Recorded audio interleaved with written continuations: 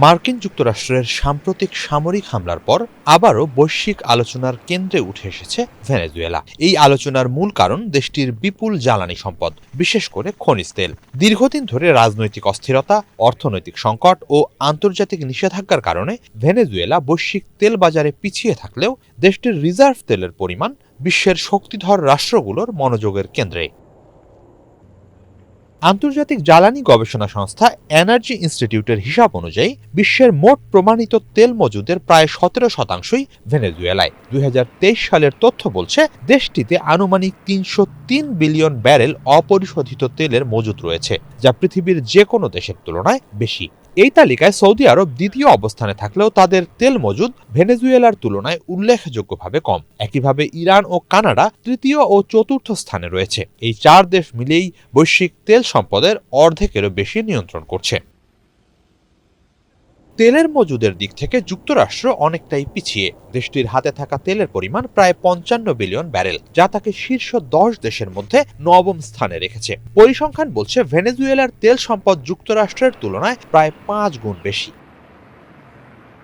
Al Jazeera জানিয়েছে ভেনেজুয়েলার তেল সম্পদের কেন্দ্রবিন্দু হল অরিনাকো অয়েল বেল্ট। দেশটির পূর্বাঞ্চলে বিস্তৃত এই অঞ্চলটি প্রায় 55,000 বর্গ কিলোমিটার এলাকা জুড়ে ছড়িয়ে আছে। এখানকার তেলের বিশেষত্ব হল এটি অত্যন্ত ভারী ও ঘন প্রকৃতির। বিপরীতে যুক্তরাষ্ট্রে উৎপাদিত তেল তুলনামূলকভাবে হালকা প্রকৃতির। কিন্তু যুক্তরাষ্ট্রের তেল পরিশোধনাগারগুলো মূলত ভারী অপরিশোধিত তেল পরিশোধনের জন্য তৈরি। এই বৈপরীত্যের কারণে দীর্ঘদিন ধরেই তারা ভারী তেলের আমদানির উপর নির্ভরশীল। একসময় এই চাহিদার বড় অংশই পূরণ করত ভেনেজুয়েলা। একসময় ভেনেজুয়েলা ছিল যুক্তরাষ্ট্রের অন্যতম প্রধান তেল সরবরাহকারী এবং বৈশ্বিক জ্বালানি বাজারে দেশটির উল্লেখযোগ্য প্রভাব ছিল। তবে 2 দশকেরও বেশি সময় আগে তৎকালীন প্রেসিডেন্ট হুগো চ্যাভেজ তেল খাতকে রাষ্ট্রীয় মালিকানাধীন করলে রপ্তানি নেমে যায় শূন্যের কোঠায়। এ নিয়ে ক্ষোভ ছিল যুক্তরাষ্ট্রের। ফল হিসেবে কঠোর অর্থনৈতিক নিষেধাজ্ঞা আরোপ করে তারা। পরবর্তী সময়ে নিকোলাস মাদুরোর শাসনামলে যুক্তরাষ্ট্রের সঙ্গে ভেনেজুয়েলার রাজনৈতিক দূরত্ব আরও বেড়ে যায়। সরকারিকরণের পর কঠোর নিষেধাজ্ঞা, অব্যবস্থাপনা ও বিনিয়োগ সংকট সব মিলিয়ে ভেনেজুয়েলার তেল শিল্প ভয়াবহভাবে ক্ষতিগ্রস্ত হয়। 1970-এর দশকে যেখানে দেশটি দৈনিক প্রায় 35 লাখ ব্যারেল তেল উৎপাদন করত, সেখানে উৎপাদন কমতে কমতে 2020 সালে নেমে আসে মাত্র 5 লাখ ব্যারেলে। সাম্প্রতিক সময়ে কিছুটা ঘুরে দাঁড়ানোর চেষ্টা দেখা গেলেও বর্তমানে দৈনিক উৎপাদন 10 লাখ ব্যারেলের সামান্য বেশি।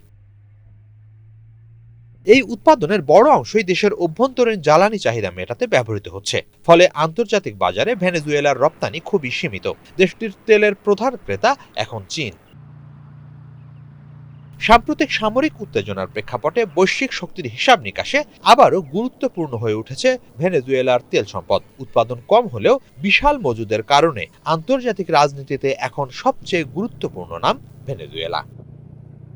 হিজল জোবায়ের, বাংলা ভিশন।